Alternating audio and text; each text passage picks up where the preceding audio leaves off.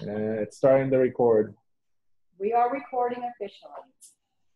Very good. So we're going to let you, since we're just started, even though we know you now, we're going to let you introduce yourself, and I'm going to sit down and let you take over. Yeah, great. So I can only see 4 people there. You guys, how many more people do you have? We have 7, 8 people. Okay, awesome. Great.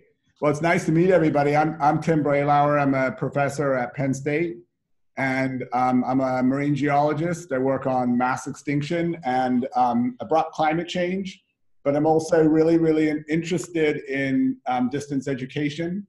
It's a passion of mine, and I guess I became involved in this through our we have in our college here, we have a institute for online education. It's called the Dutton Institute, and we have designers and educators over there that have been very instrumental in setting up online programs in our college. And so I was in administration here for 10 years and saw the potential for basically broadcasting what we do in education in the department out to the world. And we also have a world campus at Penn State. Some of you may have heard of this. It's a very big online program. I think it's probably the second biggest online program at a public university in the US, next to Arizona State. So we're pretty big there. And so basically I had the platform and the support to develop online classes. So when I got involved in the InTeGrate program, which many of you know about, the national program that was led by Kathy Manduka at Carleton College, I became their online support program. So we became the online arm of the InTeGrate. So I'm going to tell you a little bit about that this morning. So first of all, I just wanted to make it clear that I'm not an expert, and many of you probably have more experience than I do. But I'm here to share my experiences of what I've learned and tell you a little bit about our programs and tell you a little bit about our courses and modules that are basically all open access to anybody who wants that. All right. So do you want me just to start my presentation now? Yes. Great. And I also wanted to say I'd be happy to interact with anybody offline, and anybody who wants me to come down to Florida in the winter, I'd be absolutely delighted to. I was actually a professor. My first job was at Florida International University in Miami, so I'm a big Florida fan.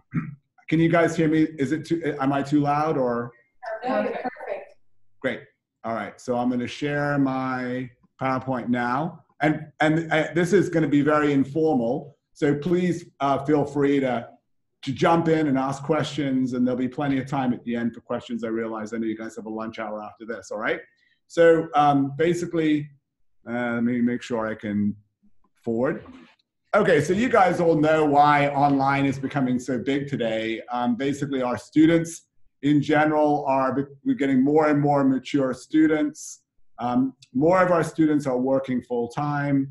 Everybody is juggling families, or many people are juggling families, and our colleges have generally priced themselves out of many people's market. So basically we find ourselves with more and more people trying to get an education. More and more people can't afford what we're offering. At Penn State, our in-state tuition rate is $17,000 a year. That's just tuition. And our out-of-state tuition is like $34,000, which is really crazy. And we're building too many gyms, and we're giving people too many dining options, and everything is becoming way too fancy, and we're pricing ourselves out of the market. So that is why we have this alternative form of education, which is online, and it's really exciting. And I think that the future is very bright. And this have you guys got a copy of everything I'm showing here, so you can see all this stuff? So I don't need to cover every point. Yeah. Yes, we do. Yeah. Okay, so more and more students are taking online courses now. 6 million students have taken at least one distance course, which is 30% of all students today. 14% of higher education students study 100% at distance. Tim, Yeah. We've had a request. That's what we were looking for. There we go. We wanted to be able to see you in the PowerPoint, and we just got that. So it's good. Okay, great. All right, I'm sorry about that. And so on-campus enrollments are steady but slightly declining, and I think the future trends, like I've said, with the economic factors involved, I think the future trends is that the online will continue to grow in the future, and campus populations will stay steady or decline somewhat in terms of percentages. So like I said, we've had a 5-year program. It's now ended. I think we're actually in year 7 right now. But it's through InTeGrate to improve earth science literacy and to develop the workforce able to tackle the new sets of problems that are out there. And like I said, we are the online arm of the InTeGrate program. So InTeGrate the purpose of InTeGrate is to develop materials that address the grand challenges such as climate change, food, water, natural hazards, and to do this in a very interdisciplinary way, involving not just science, but policy solutions and things like that, to educate students in terms of the nature and methods of science, including things like authentic data. We in our courses, as I'll show you, we use a lot of large data sets, and then to get students trained in general Earth systems thinking. So what we've done, I should say we, not I led this effort, but I've had a lot of help from people at Penn State and outside of Penn State, is we have developed 5 courses through InTeGrate, and we have a 6th course that we developed before, which is our foundation course, which I'll tell you about. We have a course on energy, environment, and our future, Earth 104. We have a coastal hazards course, which might be of interest to a bunch of you in Florida for obvious reasons. We have a water science and society course, a future of food course, and a modeling course. The energy, hazards, water, and food courses are all gen eds, and the Earth modeling course, the 400 level course, is an upper level course. And I'll tell you about the programs that we've built based on this. But I just wanted to say that all of these courses were developed with teams of faculty, including faculty at other universities. So the coastal hazards course was developed by faculty at Penn State and University of New Orleans in Shippensburg. Water Science and Society was a Penn State, Utah State program. Future of Food included faculty at Colorado Mesa and Penn State, and the Earth modeling was developed by a faculty member at Penn State, a faculty member at Vassar, and one at Macalester College. Right now, these courses are taught mostly online, some blended, actually 2 blended. The rest of them are completely online, and we'll talk. I'd be happy to talk more about that issue later on. But what we've done is we've developed a consortium of our Commonwealth campuses, which are generally 2-year programs in the Pennsylvania state system. We have 26 campuses, and we selected 5 of these campuses to become partners in this effort. And those campuses are Brandywine. Many of you may have heard of Laura Gerton. She's an earth science, award-winning earth science teacher at the Brandywine campus in Philadelphia. Abington, which is also in Philly, Harrisburg, Du Bois, and Erie. So we have those 5 campuses, and all of our courses are available to those campuses without them having to go through our world campus system, because we have this overarching world campus where we have students who are off campus. Then we have our own campus, which is University Park, and then we have these Commonwealth campuses. So all of these students can take these courses for free at their, well, for tuition at the same tuition at their campuses. And what that means is that those faculty members at those campuses, the main purpose of doing this is that those faculty members at those campuses can then concentrate on upper level classes where they want to teach more. And so some of these campuses actually do have 4-year programs in like earth science, one earth science, but generally environmental science. And so these campuses are then able to teach more courses, so we've really helped them out. And the other thing that I wanted to mention is, since you'll have this PowerPoint, all of these courses are what we call open educational resources. So they're all fully available to everybody in two different places. One is on our website, which is the e-education PSU addresses you'll see here. But the other is through the Carleton InTeGrate website. So you'll get our courses on our website, with the exception of the modeling course, the materials for the courses. And at the Carleton website, you'll get materials for teachers, support materials, and rubrics, and all sorts of other things. So I always recommend people to go to our site because we are continuing to update our courses on our website. But if you want the materials for teachers and the rubrics, you can find those on the Carleton website.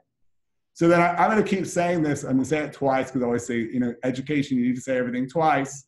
But one of the things that I want to stress to everybody is that all of these courses are designed with the same philosophy and the same structure. So the purpose of that is so you can take and they're all modular.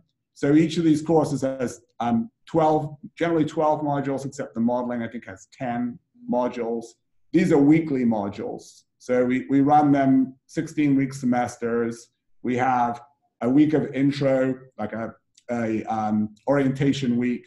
Then we have 6 weeks, and then we have a midterm week, 6 weeks, and then a second midterm week. And that takes us through the 16-week semester. And actually, this takes us 15 weeks. So we generally end a week early. The courses are all have the same structure, so you can mix and match modules. So you could say, I want to teach a course on energy, water, food, the energy, water, food nexus. You could take 4 modules from our energy course, 4 modules from our food course, and 4 modules from our water course.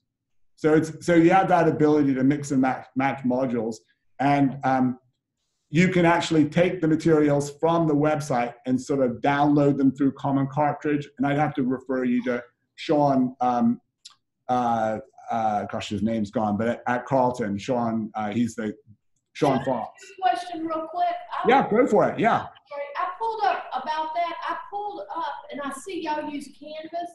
Is this shared to the Canvas Commons, by the way? Are they? You know, I don't think it is at this point. That's something that we could talk about doing in the future if people are interested. We use Canvas, and we have all of our assignments and assessments are in Canvas. See, so that's really nice to just the rubrics and everything all right there. Yeah, so if we could talk about doing that. The one thing that I got to be, you want me to be brutally honest? Yes. Yeah. The one reason I've got to be brutally honest with you about sharing quizzes, nothing else. The labs and the quizzes I have to be a little bit careful with, because one semester, everything of mine, this was before I'll talk about how I've expanded the courses in the future.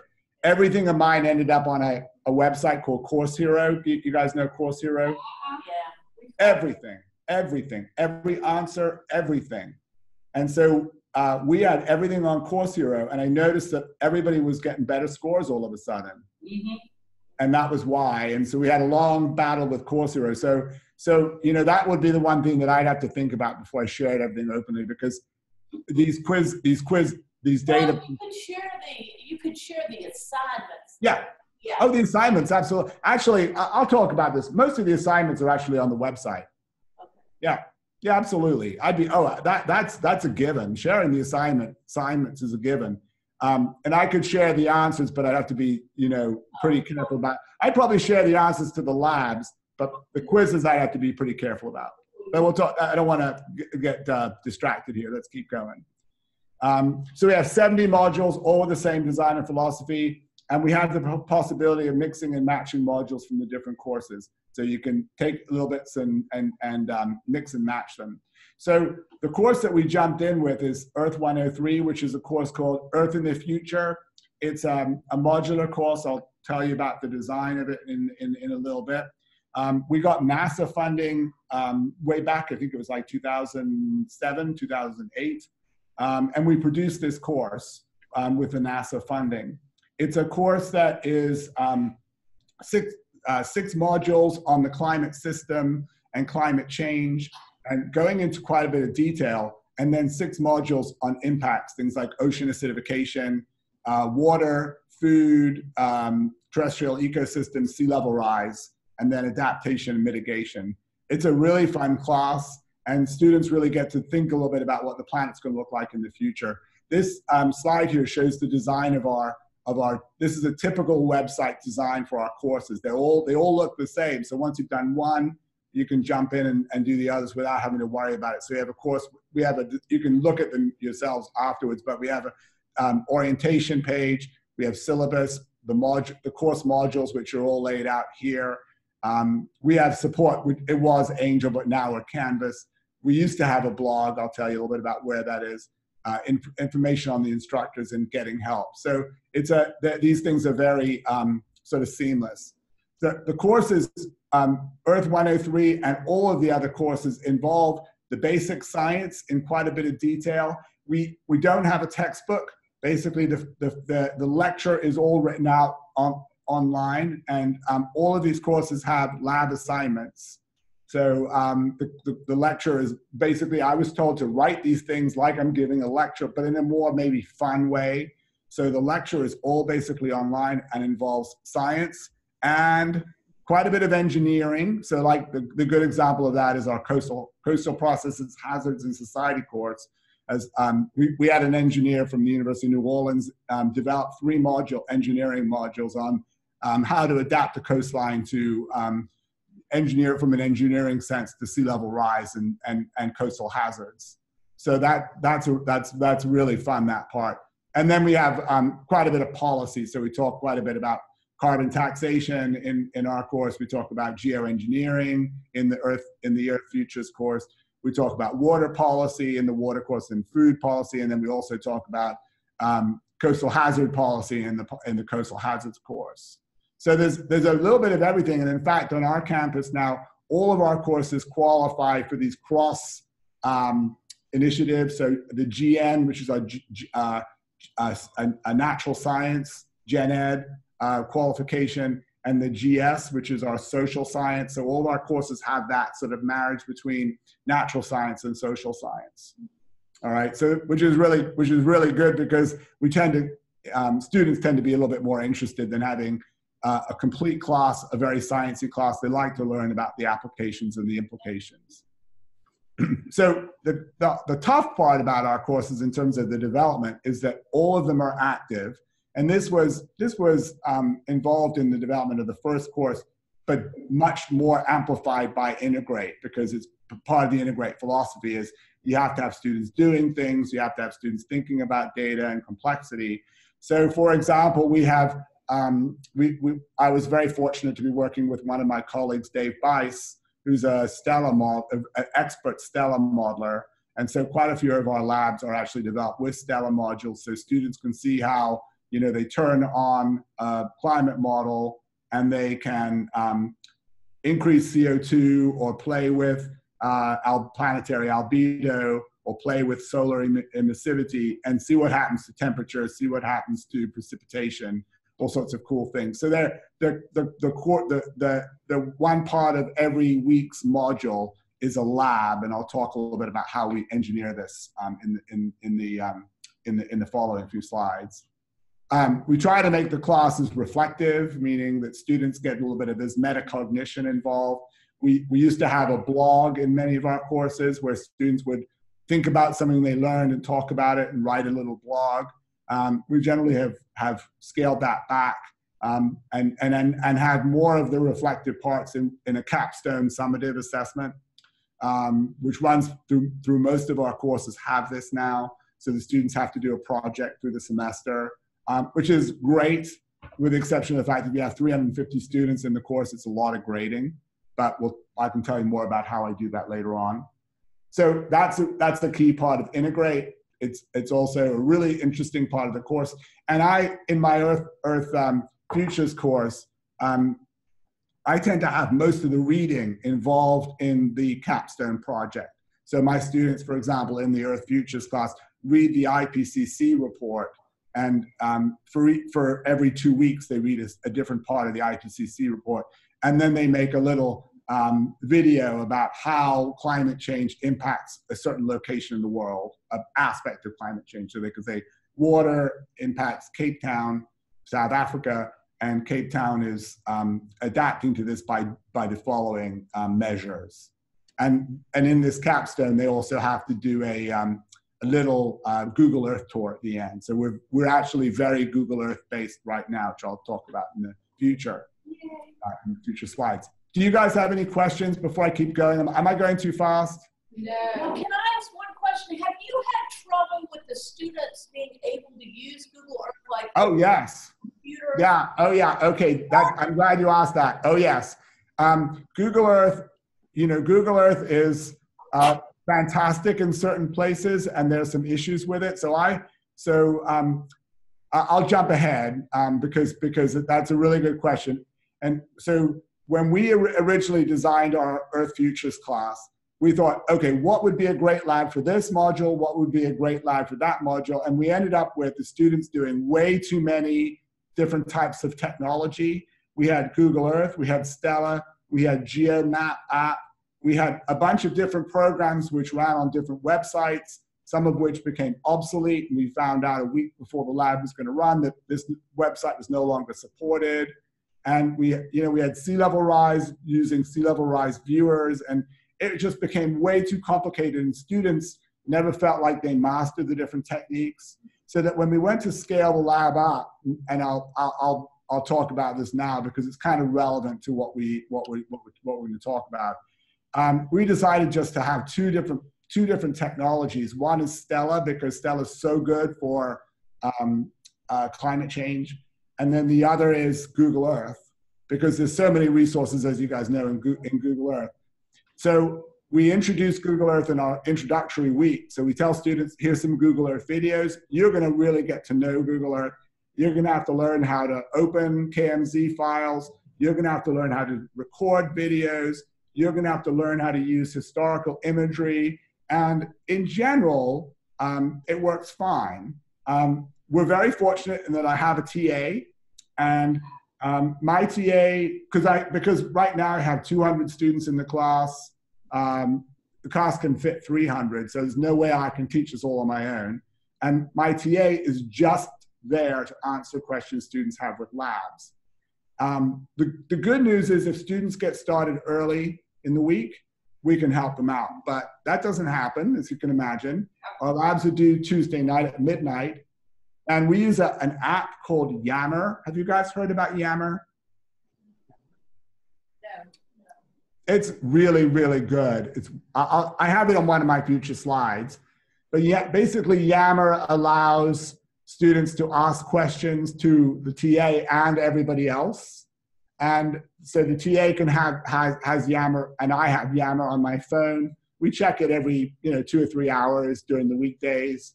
And on Tuesday night, we're on Yammer all night long, basically, till about, we tell students we'll answer any questions that come in before 10 o'clock. We use Yammer almost specifically for the lab.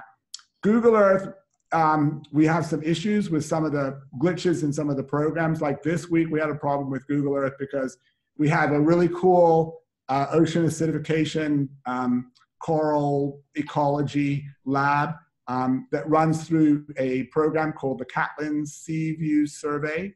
And they have lovely clips of reef tracks, and you can actually go down there and maneuver the camera. It's very nice, and it runs through Google Earth generally, but this week something glitched with Google Earth and Catlin, so the videos weren't running. So we had this big thing that students had to then go back to the Catlin website and do this sort of thing. So we've had problems. The major problem I have with Google Earth is historical imagery. It's very glitchy with historical. Many of you probably know, if you want to look at, I'll explain this in a minute. If you want to look at images over time and you want to change the scale of, okay, I'm going to look at what happened to Puerto Rico and Hurricane Maria, and I want to look at September 6th, September 9th, September 12th, and then you change the scale on the top. Sometimes it works and sometimes it doesn't. And that kills students. So Google Earth is generally, the philosophy is they have to learn it.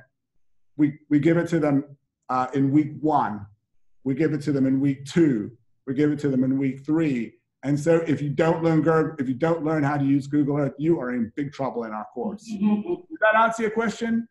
Yeah, I mean, I had more trouble, well, than using it and the glitches, as you said, but the other issue is a lot of my students have older computers. Oh, yeah. Yeah. That was a big problem. If they, I could always tell when they did a big update because then all of a sudden nothing worked on it, you know. Oh, yeah. And we've had technology problems with some of the other things we've done with something will work on Firefox, but it won't work on Chrome. Right. Stella, the download from Stella on Firefox worked, but the download, and we could never figure out why. So that's one of the, I think that's kind of what you're expressing as one of the givens with online education. We say at the beginning of the course that you cannot do our course on a phone or a tablet. Right. You guys have the same philosophy with that? We will now.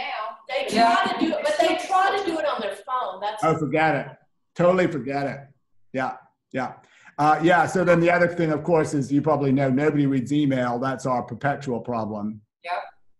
Anyway, so our courses all involve large data sets. I've told you a little bit about the capstone. All of these courses have a capstone project, which I love. And again, it's fantastic if students get started early. We stress this over and over again. In my course, I have them read the IPCC report and the coastal course, which I've taught several times. We have them take a location, like they'll take Miami, and they'll talk about the physical landscape in Miami. They'll talk about the hazard problems in Miami, and then they'll talk about how Miami is adapting to those hazards. So it's a really rich project, which I really love. So my Earth in the Futures course, this is where I have the most experience. I've taught it since 2012. I've taught it face-to-face once. I teach it blended every spring semester. For students who are in one of our degree programs, I prefer them to come to class than to take the course 100% online. In fact, if somebody's on campus, I generally prefer them to come to class to a blended class than to take the course 100% online. Our students in general on campus are residents, so we have very few. We're in a rural location. We have very few adult learners coming in and out. So I generally tend to prefer people to come to class. And if they're on campus and they're taking an online class and they say, hey, I want to come to office hours, I say, I'm sorry, but you're taking an online class. It's unfair for me to give you office hours. So I prefer them to come to class and take the blended class. The blended class, the lecture is online and the lab is face-to-face. So we run the lab, they come to the lab and work in teams on the lab materials.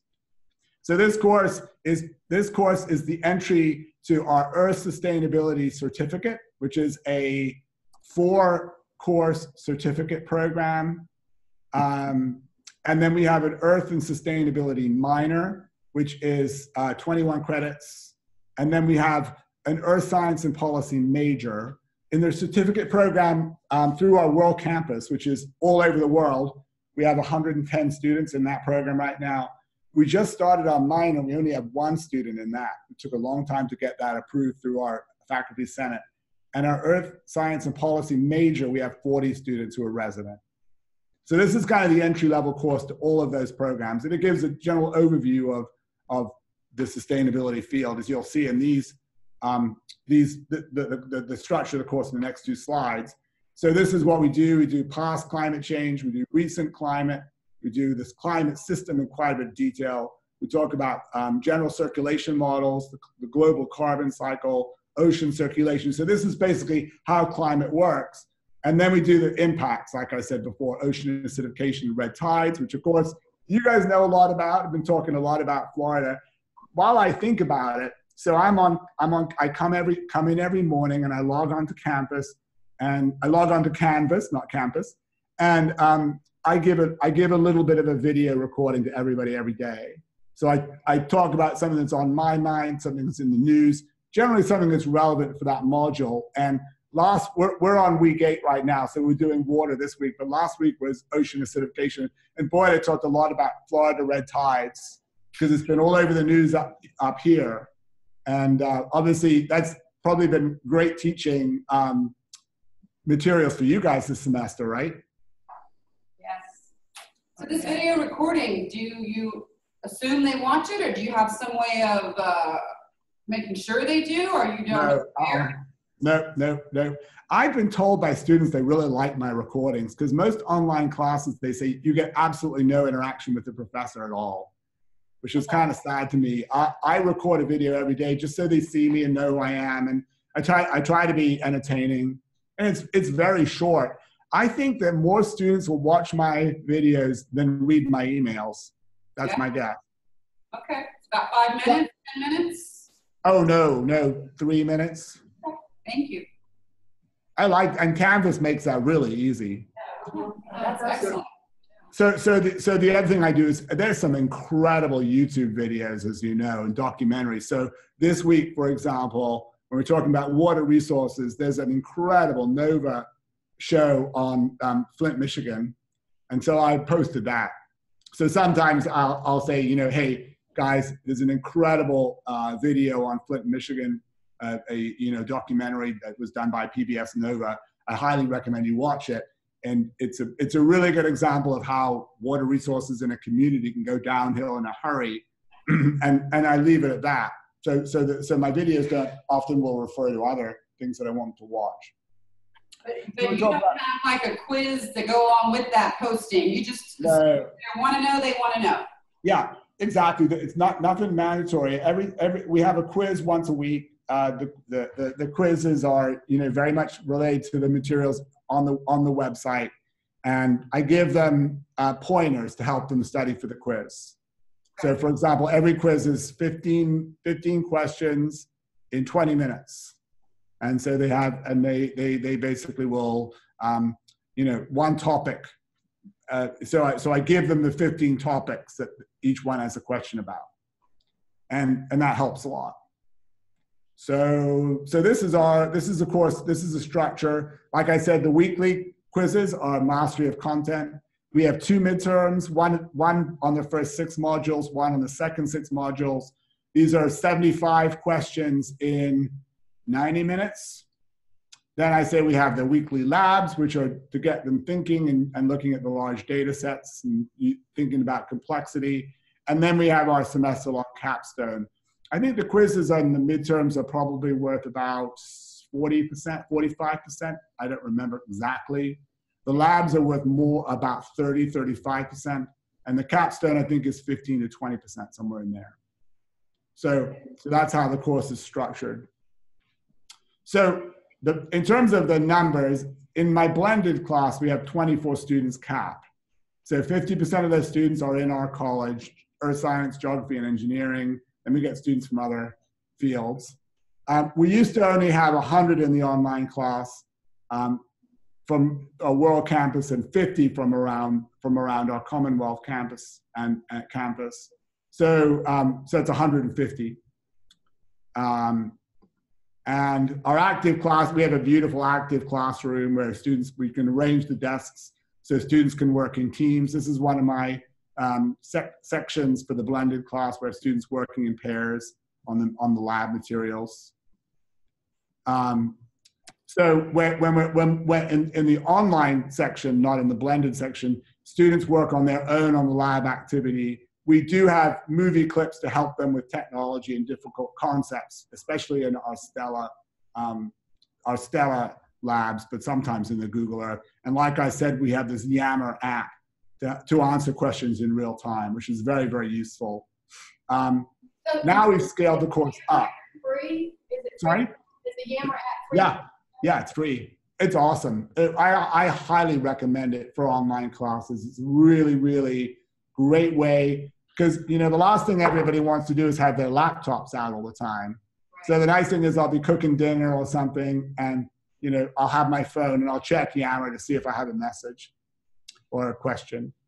So it allows me to have much more interaction without having to be sitting on my laptop all weekend long or evening. How often in this Yammer app do other students respond to other students' questions? That starts happening. The only problem, as you can imagine, the only problem we've had with Yammer is the complainers. You get students complaining on Yammer. It can go downhill. We try to sort of try to jump in quickly and tell them to be more professional. That doesn't happen that often, but you do get students helping each other, which is really nice. You build a community that way. Are you texting these responses? Are you voice texting? Are you video? Texting. Just texting. Text. Yep. Yeah, check it out. Check it out. I really like it. It's a nice resource. So now basically we've gone from 150 to 350. We began it in 2018. Our numbers have come up. We're not at 350. We're, like I said, we're about 200 now. So we've increased a little bit.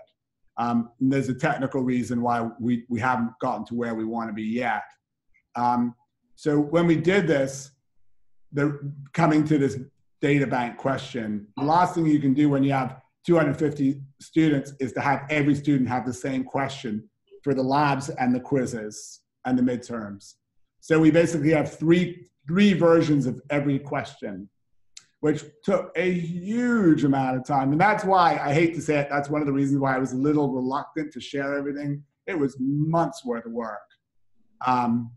So we have 3 questions on every topic. We tend to stagger these questions. So in the lab, I really mean, so the questions become generally more difficult and complex as you go through the lab. Every student gets a different set of questions, which definitely helps, because I'm sure you have thought about this. How do you deal with cheating in an online class? Really hard, right? Yeah. Do you guys have problems with cheating? Is the Pope Catholic, right? Yes. That's right. It's a real problem with an online class. And I have to say, there's quite a few ways you can monitor this sort of thing in Canvas. You can see how long do students take on an assignment. If they take a minute for an assignment, you have to worry about what they're doing, right?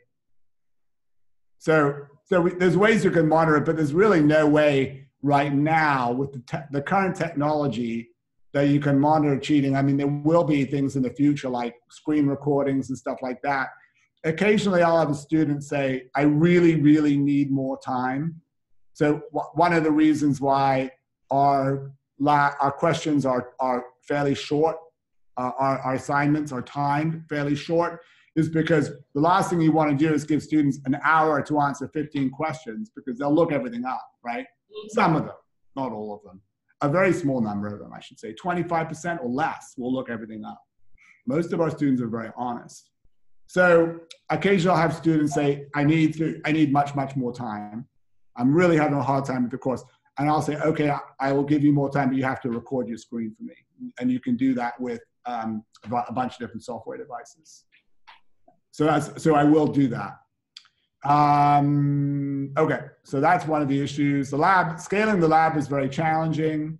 We want to make the lab complex. We want to involve systems thinking, and we want to have them teach themselves and lead them through a logical exploration in the lab. So it's like we want to train them to explore in the lab. And Stella is really great for this, because it's you can tinker around, you can turn switches on, you can run things, run experiments, and the labs are very popular. With Google Earth, it's a little more challenging. And like I said before, we had a bunch of different softwares for the lab exercises. We had Excel, Stella, GeoMap, Google Earth, and various web applications. And now almost everything we do, like I said, was either Google Earth or Stella. So this has actually improved things. The strategy for all of our labs is you don't just drop them in there and they have to answer questions on the lab. We give them a practice. So for every question we're going to ask for credit, we have a practice of a similar type question. So if we're going to ask them, what was the storm surge in Daytona from Hurricane Mary? You have to go online and look. There's a place you can go online and look on one of our Google Earth hurricane track maps. We have them go to, so we say for that type, if that's going to be the for credit question, we say, what was the storm surge in Galveston for Hurricane Ike? So they go to another location, do exactly the same type of question. And in the practice, they're given all the answers. And they can take the practice questions as many times as they want before they log into the for credit questions, which they're timed for, and they get one chance. Does that make sense? Yeah. So they get a practice of every type of question we're going to ask them in the for credit. And the good news is if you start early and you go through the practice and then you say, oh, Dr. Bralower, I don't understand, what was this question about temperature increase in the Gulf of Mexico in 2017 and the relationship with Hurricane Harvey? What was that question? What was that all about? And I could explain it to them. That works great if they start early. If they do the practice lab at 10 o'clock on the Tuesday night, and then if the credit lab is due at midnight, that doesn't really work so well, right? Because then they don't get a chance to figure out whether they've got the practice questions right before they jump in and do the questions for credit.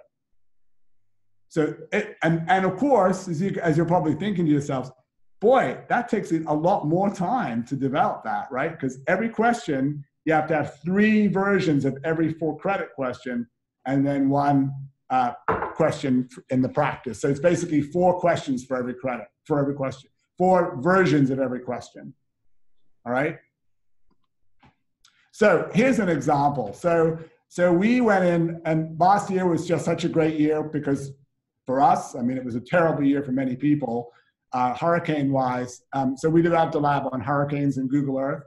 And so what we did was I actually hired somebody who was a geography major to import all these hurricane tracks and put data into these tracks so you can click on a point and find wind speed, storm surge at the landing. So this is Irma, for example. And then the students will look at the hurricane and they'll see what the wind speed was at landfall and the storm surge. And then they'll compare that with, oops, this is taking a while to load, to click again. I think I used this slide at GSA last year. So then they'll look at historical imagery before and after. And that's where I say we've had some issues with historical imagery. This is the Florida Keys Hurricane Irma. That's before, I guess. And whoops, before, and let me click in. That's after, obviously.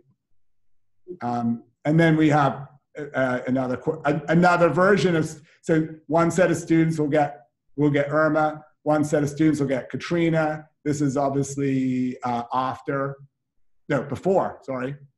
So before and after. And so they'll get questions, what happened before, what happened during the hurricane? That one's a pretty easy one to answer. And that's a really powerful one. So for historical imagery, if it doesn't work for them, we're prepared to give them screenshots. So we'll email them screenshots if they can't get it working, all right? And then we have Barbuda and Irma for the third version. So one set get Irma, one set get Irma and the Keys, one set get Katrina, and one set get Irma and Barbuda. And they get to compare the before and after images. And then in the final version, so like I said, we get more complex. So we have the wind speed and the storm surge in the first sets of questions. Then we have the historical imagery in the second sets of questions. And then we have them think about the relationship with temperature change. So we'll have them look at temperature in 1910 and 2017.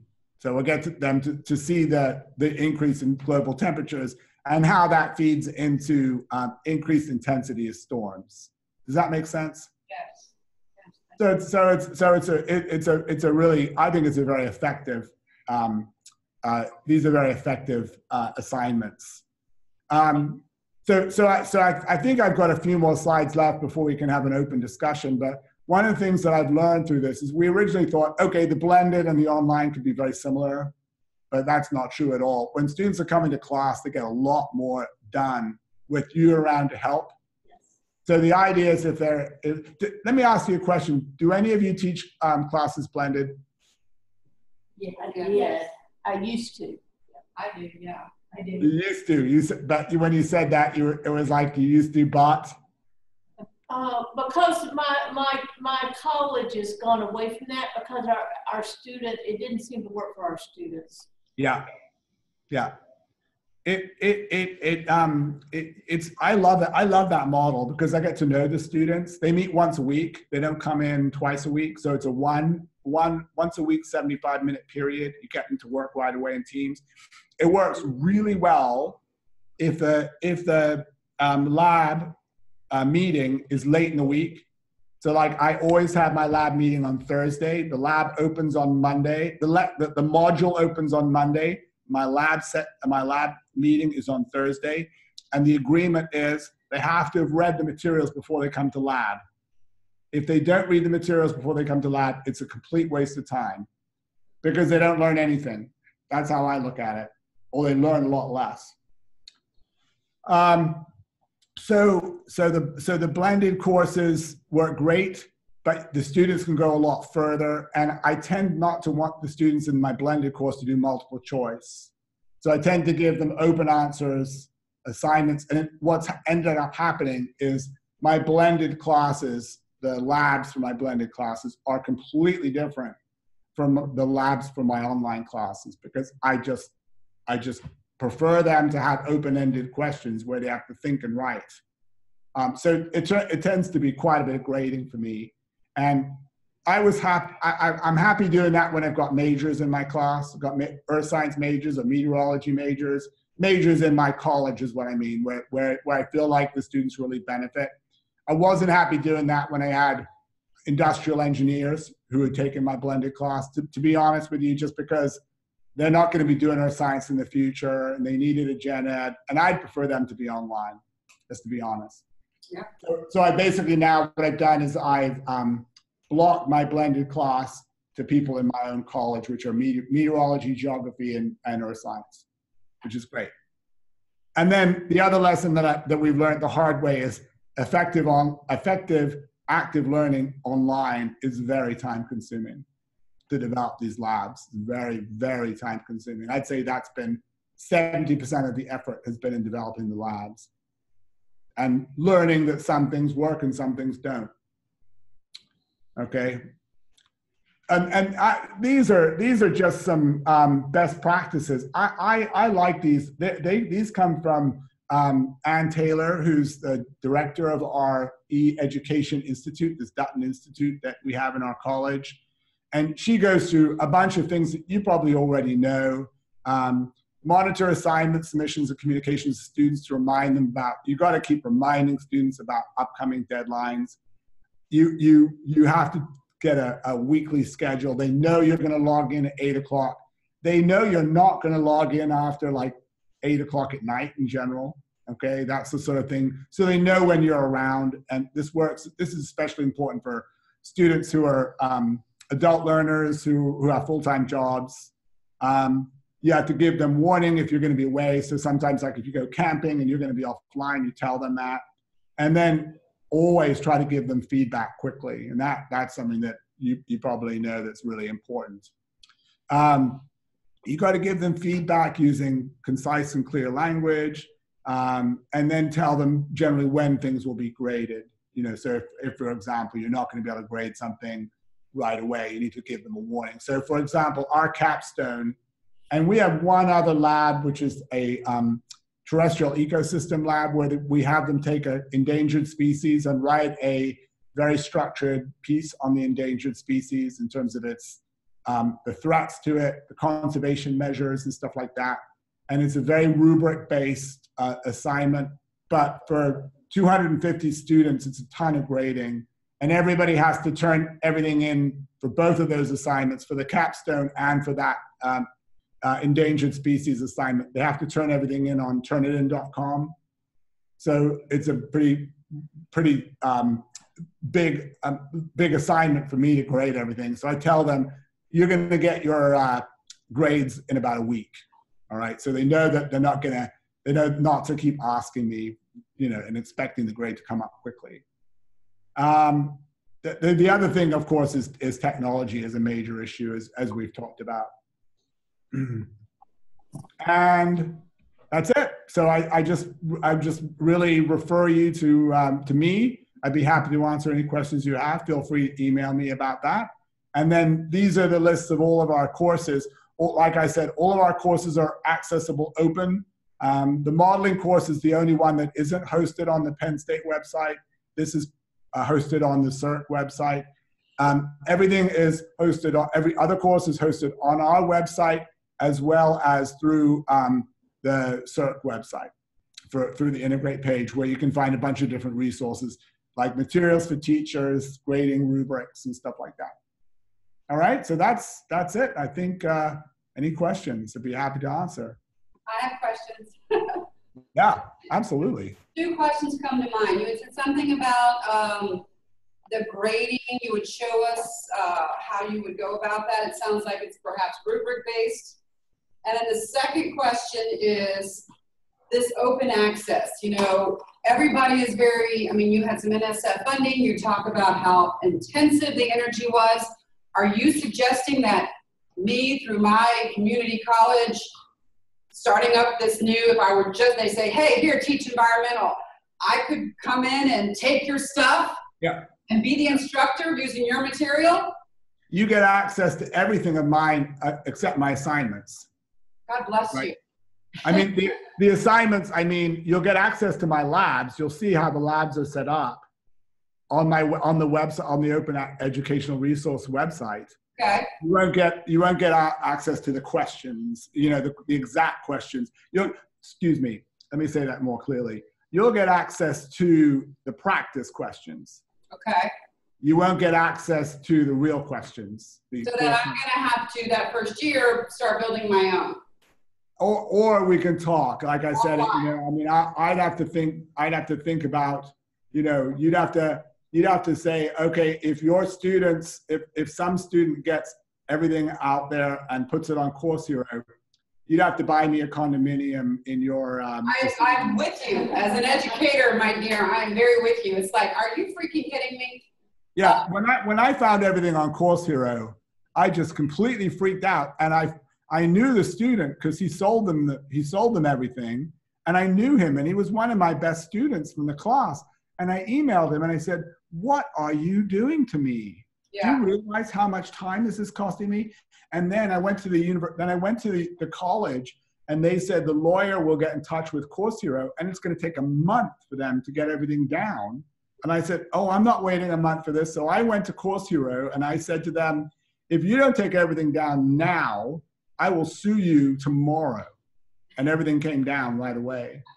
Awesome. And then I had a forensic investigation of who was cheating and who wasn't. And of course, like I said, 150 students. I think out of 150, I had 9 cheaters in there. Wow. And it was really clear because what I did was I rewrote the quiz questions for the next week, right? And so all these students were going, you know, they were going 6 out of 15, 6 out of 15. And then they found Course Hero. They went 15 out of 15, 15 out of 15, 15 out of 15 for the next few weeks. And it was taking them a minute to do the 15 out of 15, right? So then I redid the questions for the next week.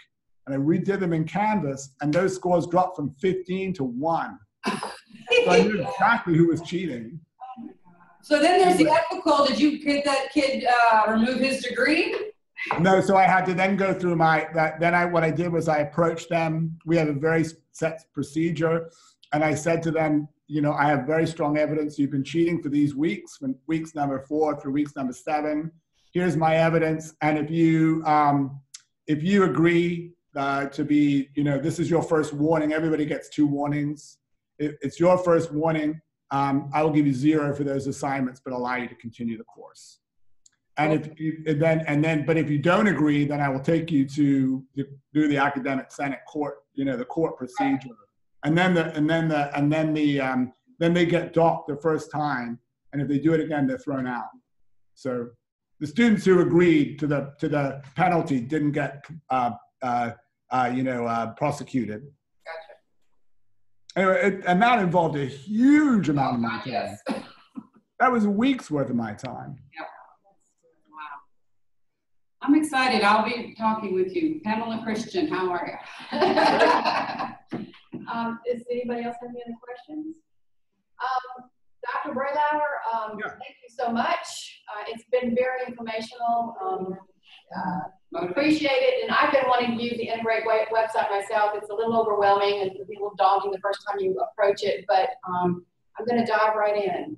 There's so much there. And it's a real wealth of resources.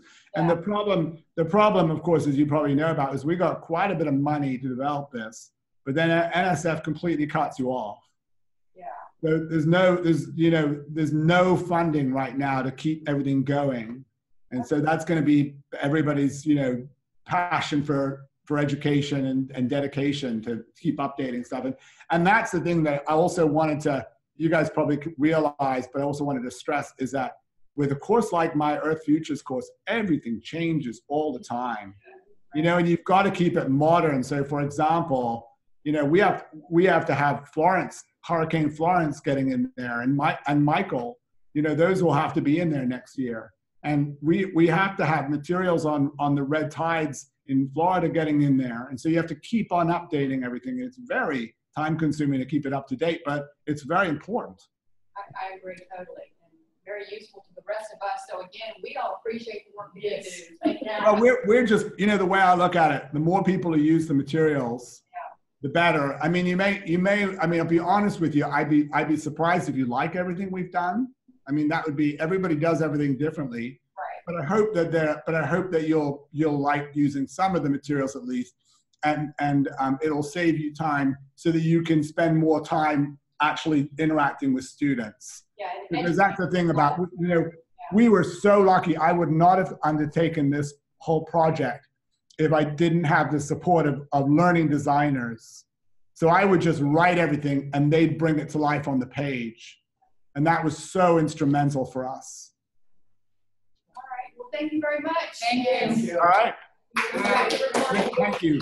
Thank you very much. So I'll leave you now, but if you have any questions, please feel free to email me. I'd be delighted to help out. Like I said, I'm a passionate online educator now. This is basically what I've been teaching since 1987. I started in Miami, and now I almost do everything online at undergraduate level. I do teach some graduate level classes face to face. There's much we can learn from Oh, you. man. Yeah. Thank you. Next time you have the meeting, invite me down. I'll come down anytime from November through March. Yeah. Delighted to get out of this place. Specific there. All right. Thank you. Enjoy the rest of your meeting. All right. Thank you.